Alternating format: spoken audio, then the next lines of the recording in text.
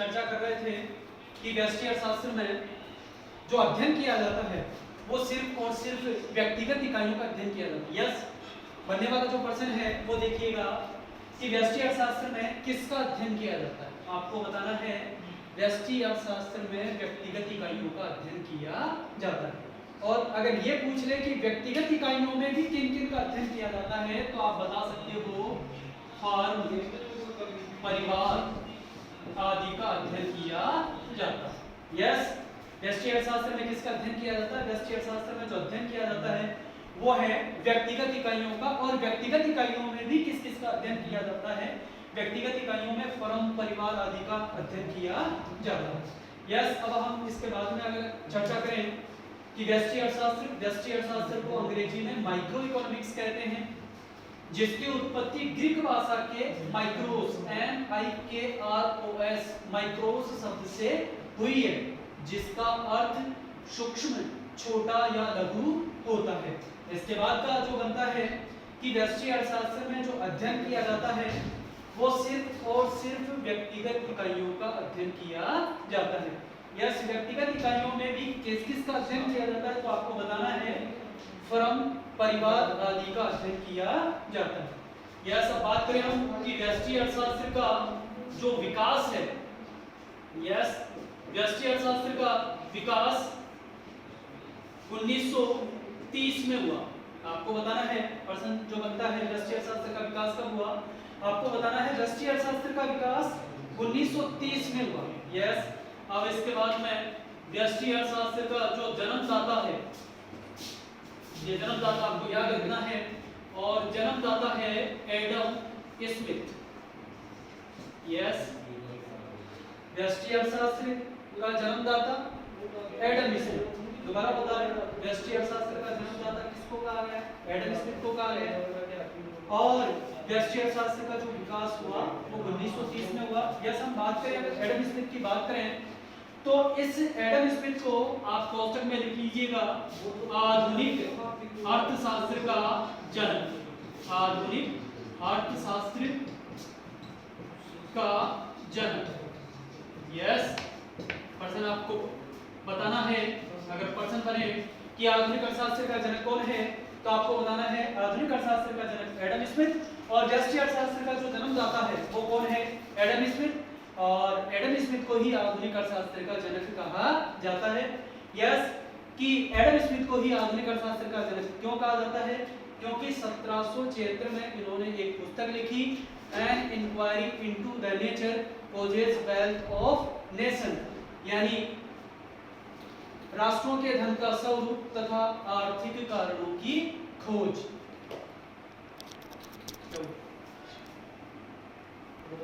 आधुनिक अर्थशास्त्र का जनक एडम स्मिथ को माना जाता है, और एडम स्मिथ को ही व्यष्टि अर्थशास्त्र का जन्मदाता कहा जाता है। यस, एडम स्मिथ को आधुनिक अर्थशास्त्र का जनक क्यों कहा जाता है? 1776 में आपको नोटिस करना है, ये 1776 में एक पुस्तक लिखी, और उस पुस्तक का नाम है राष्ट्रों के धन का स्वरूप तथा आर्थिक कारणों की खोज। यस, इंग्लिश भी बताएंगे, इसकी आपको ज्यादा याद करने की आवश्यकता नहीं है। यस, व्यष्टि अर्थशास्त्र का जन्मदाता एडम स्मिथ, और एडम स्मिथ को ही आधुनिक अर्थशास्त्र का जनक कहा जाता है। एडम स्मिथ को ही आधुनिक अर्थशास्त्र का जनक क्यों कहा जाता है? आपको बताना है कि एडम स्मिथ ने 1776 में एक पुस्तक लिखी, राष्ट्रों के धन का स्वरूप तथा आर्थिक कारणों की खोज। इसके कारण एडम स्मिथ को आधुनिक अर्थशास्त्र का जनक कहा जाता है। और अगर इसकी बात करें इंग्लिश में है राष्ट्रों के धन का स्वरूप तथा आर्थिक कारणों की खोज, an inquiry into the nature causes wealth of nations. पूरा नाम लिख के आप ये लिख सकते हो WEALTH, wealth of Nations, NASTIONS, wealth of Nations, यानी पूरा चलेगा। यस, 1776 में पुस्तक का नाम राष्ट्रों के धन का स्वरूप तथा आर्थिक कारणों की खोज। यस, हम चर्चा कर रहे थे अर्थशास्त्र, और अर्थशास्त्र के अध्ययन के कितने बिंदु? अर्थशास्त्र के अध्ययन के 2 बिंदु, एक है व्यष्टि अर्थशास्त्र और एक है समष्टि अर्थशास्त्र। ज्यादातर जो प्रश्न बनता है पहले पार्ट में से वो इसी में से बनता है, इसलिए इसको जरूर नोटिस में रखें आप। दोबारा व्यष्टि अर्थशास्त्र के बारे में चर्चा कर रहे हैं हम। व्यष्टि अर्थशास्त्र और दूसरा टॉपिक है इसका समष्टि अर्थशास्त्र। एक बार मैं आपको रिकेप बता देता हूँ। व्यष्टि अर्थशास्त्र को अंग्रेजी में माइक्रो इकोनॉमिक्स कहते हैं और स्पेलिंग है इसकी MICR, नोटिस करना। और इस व्यष्टि शब्द की उत्पत्ति ग्रीक भाषा के माइक्रोस, स्पेलिंग है इसकी हिंदी में भी लिख सकते हो आप माइक्रोस, और अंग्रेजी में भी लिख सकते हो MIKROS, माइक्रोस शब्द से हुई है। यस, अगला प्रश्न बनता है कि व्यष्टि अर्थशास्त्र में किसका अध्ययन किया जाता है, तो आपको यस, व्यष्टि अर्थशास्त्र में जो अध्ययन किया जाता है वो अध्ययन किया जाता है सिर्फ और सिर्फ व्यक्तिगत इकाइयों का। और इन व्यक्तिगत इकाइयों में भी किस किस का अध्ययन किया जाता है, इन व्यक्तिगत इकाइयों में फर्म है, परिवार है आदि का अध्ययन किया जाता है।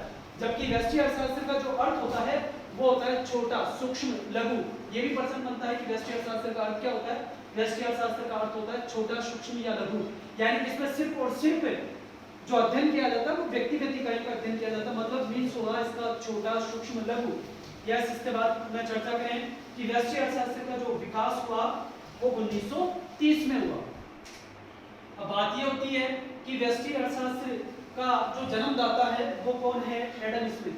इस एडम स्मिथ को आपको याद रखना है। व्यष्टि अर्थशास्त्र का जन्मदाता एडम स्मिथ, और एडम स्मिथ को क्या कहा गया है, एडम स्मिथ को कहा गया है आधुनिक अर्थशास्त्र का जनक। यस, प्रश्न ऐसे भी बनता है कि एडम स्मिथ की प्रकाशित पुस्तक का नाम लिखिए, और ये आया हुआ भी प्रश्न है। और आधुनिक अर्थशास्त्र का जनक कौन है, ये भी प्रश्न आया हुआ है। इसलिए इन दोनों प्रश्नों को आप याद रखें कि एडम स्मिथ कौन है। एडम स्मिथ है आधुनिक अर्थशास्त्र के जनक, या आधुनिक अर्थशास्त्र का जनक किसे कहा गया है, एडम स्मिथ को आधुनिक अर्थशास्त्र का जनक कहा गया है। और प्रश्न ऐसे भी आता है कि एडम स्मिथ की प्रकाशित पुस्तक का नाम बताइए, तो आपको बताना है राष्ट्रों के धन का स्वरूप तथा आर्थिक कारणों की खोज। शॉर्ट शब्दों में आप बता सकते हो an inquiry into the nature causes wealth of nations. Short शब्दों में बता सकते हो वेल्थ ऑफ नेशंस। हिंदी में बता सकते हो राष्ट्रों के धन का स्वरूप तथा आर्थिक कारणों की खोज। ये अपना पहला टॉपिक पूरा हुआ व्यष्टि अर्थशास्त्र। अगर आपने व्यष्टि अर्थशास्त्र को पढ़ लिया है अच्छी तरीके से तो समष्टि अर्थशास्त्र में आपको कोई दिक्कत नहीं होगी। यस, अब बात करें व्यष्टि अर्थशास्त्र को एक बार एनालिसिस कर लें, आप देख लीजिएगा। फिर इसके बाद में व्यष्टि अर्थशास्त्र को पढ़ने के बाद समष्टि अर्थशास्त्र पे चलेंगे। ये याद होने के बाद में इसमें ज्यादा कोई दिक्कत नहीं होगी, इसका ये अपोजिट है।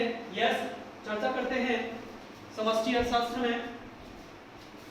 और समष्टि अर्थशास्त्र को अंग्रेजी में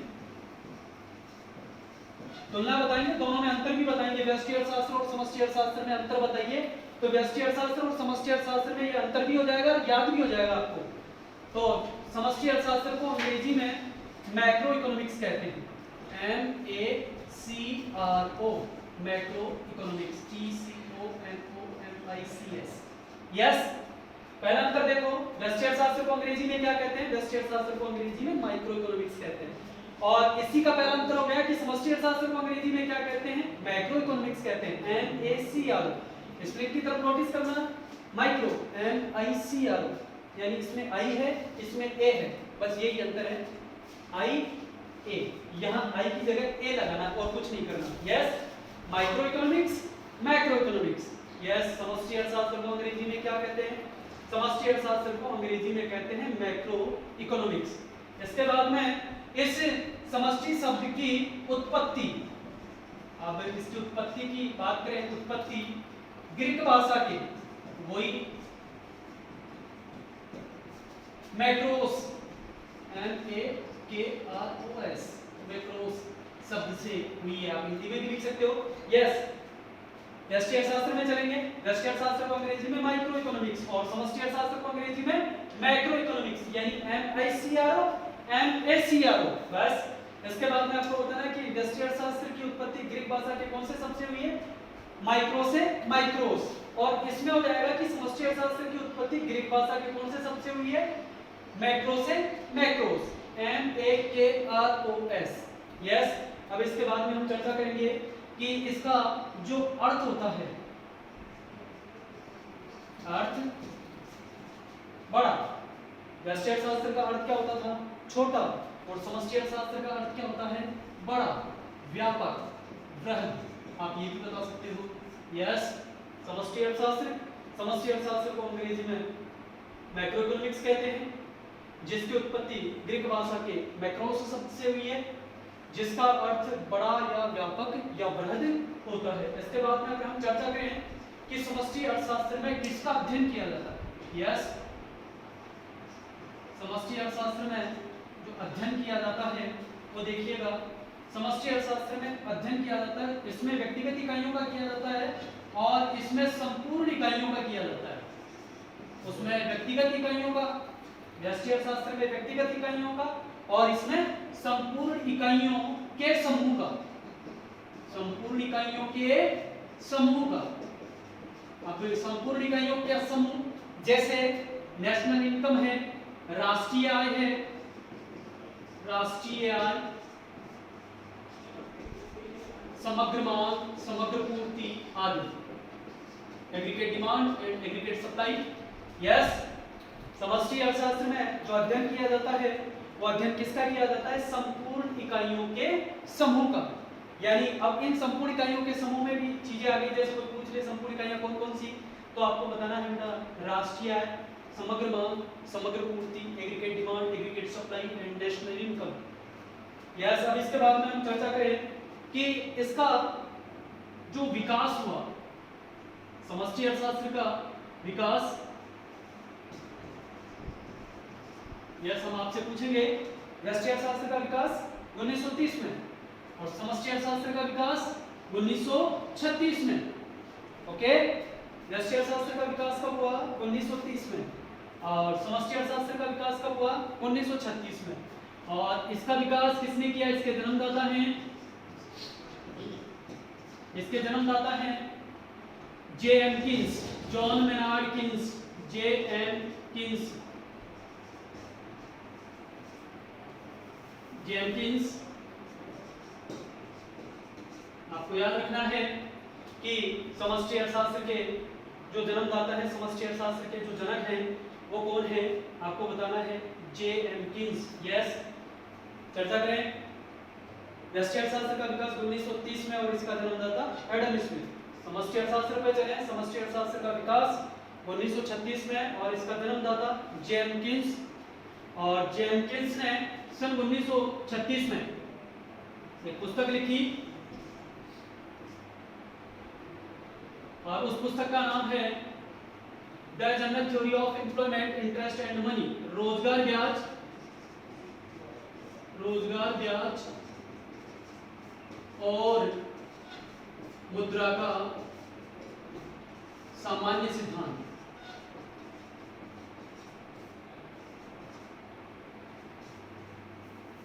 रोजगार ब्याज और मुद्रा का सामान्य सिद्धांत।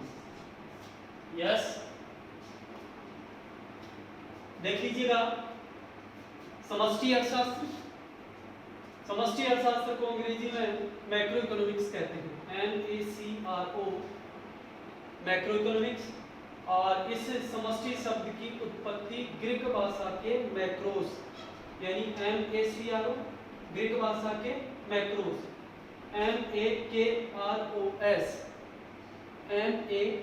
MAKROS, मैक्रोस शब्द से हुई है, जिसका अर्थ, किसका अर्थ, इस मैक्रोस का अर्थ क्या होता है, बड़ा, व्यापक या बृहद।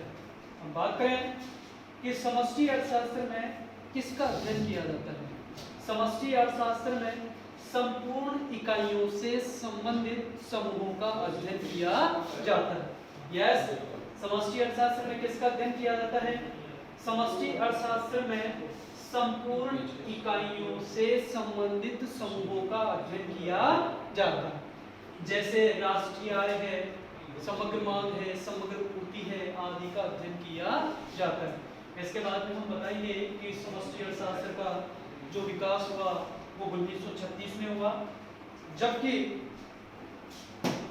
समष्टि अर्थशास्त्र का जो जन्मदाता है, इसका जो जनक है वो J.M. किन्स को माना गया है। J.M. किन्स को क्यों कहा गया है, क्योंकि इन्होंने 1936 में एक पुस्तक लिखी, रोजगार ब्याज और मुद्रा का सामान्य सिद्धांत, जिसके तहत समष्टि अर्थशास्त्र जैसे विषय का विकास हुआ था। यस, जो प्रश्न बनता है वो देखिएगा, समष्टि अर्थशास्त्र का जन्म कब हुआ, 1936 में, और इसका जो जन्मदाता है वो किसको माना गया है, जेमकिंस को क्यों माना गया है? क्योंकि 1936 में इन्होंने एक पुस्तक लिखी, रोजगार, ब्याज और मुद्रा का सामान्य सिद्धांत, the general theory of employment, interest and money. The general theory of employment, interest and money, Hindi में आप बता सकते हैं रोजगार, ब्याज और मुद्रा का सामान्य सिद्धांत। यस, जेमकिंस को ही समष्टि अर्थशास्त्र का जनक क्यों कहा गया है? क्योंकि 1929 से 1933 के बीच अमेरिका में एक आर्थिक महामंदी का दौर आया था, और इस आर्थिक महामंदी से निजात पाने के लिए जेमकिंस ने एक पुस्तक लिखी थी, the general theory of employment, interest and money, रोजगार, ब्याज और मुद्रा का सामान्य सिद्धांत। इसके तहत समष्टि अर्थशास्त्र जैसे विषय का विकास हुआ था। यस, दोबारा चर्चा करेंगे हम अर्थशास्त्र। अर्थशास्त्र के अध्ययन को दो भागों में बांटा गया। प्रश्न ये भी बनता है कि अर्थशास्त्र के अध्ययन के बिंदु बताइए, तो आपको बताना है व्यष्टि अर्थशास्त्र और समष्टि अर्थशास्त्र। प्रश्न घुमा के ऐसे भी बनता है, आर्थिक विश्लेषण की विधियों के नाम बताइए, तो आपको बताना है आर्थिक विश्लेषण की विधियां भी दो ही प्रकार की होती है, एक होती है व्यष्टि अर्थशास्त्र और एक होता है समष्टि अर्थशास्त्र। यस, चर्चा करेंगे। अंतर का 4 नंबर का प्रश्न बनता है, और इसी में से ज्यादातर 1-1 नंबर के प्रश्न बनते हैं। पहले पार्ट में से जो आपका टॉपिक है इंट्रोडक्शन, हम आपको बता चुके हैं कि अर्थशास्त्र क्या है और अर्थशास्त्र का अध्ययन क्यों किया जाता है। इसके बाद में आपका जो टॉपिक था पहले पार्ट का, कि अर्थशास्त्र के जो अध्ययन के बिंदु हैं, आर्थिक विश्लेषण की जो शाखाएं होती है वो 2 होती है, और इन्हीं में से ज्यादातर 1-1 नंबर का प्रश्न बनता है, और ये हमने आपको शॉर्ट में बताया। इसको आप एक बार एनालिसिस कर लें जरूर एक बार फिर। और इसी में से ये प्रश्न आया हुआ है 4 नंबर का, कि व्यष्टि अर्थशास्त्र तथा समष्टि अर्थशास्त्र में अंतर बताइए, और व्यष्टि अर्थशास्त्र और समष्टि अर्थशास्त्र में बहुत सारे अंतर हो गए आपके सामने हो। यस, दोबारा हम चर्चा करेंगे, दोबारा इसका एनालिसिस करेंगे।